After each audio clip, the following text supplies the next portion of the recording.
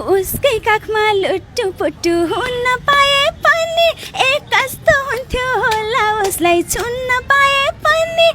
मायाले मन छोला जस्तो छ मलाई हेरी मुसुक्क मुस्कुराए उनी हाय अब के होला जस्तो छ मलाई हेरी मुसुक्क मुस्कुराए उनी हाय अब के होला जस्तो छ होला जस्तो छ स्वार्थले मनभरि यसै स्वार्थै ठुलो हुने म सोझिता त्यही स्वार्थीलाई सम्झे रुने कसले भन्यो पश्चिमबाट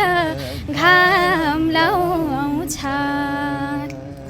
अरू सबै माग सानो आँसु नमाग तिमीले छोडे पछि रुन काम लाउँछ यो धडकन भित्र छौ तिमी मैले फेर्ने सास हौ तिमी मायाको बन्धनमा सधैँ बन्धन मेरो हात थामी भोजराज थापाले ल्याएको प्रतिभाहरू खै कहाँ छन् के गर्दैछन् भन्नेहरूलाई पनि यो उदाहरण हो हैन सङ्घर्ष गरिरहेका छन् जिन्दगी नै सङ्घर्ष हो खास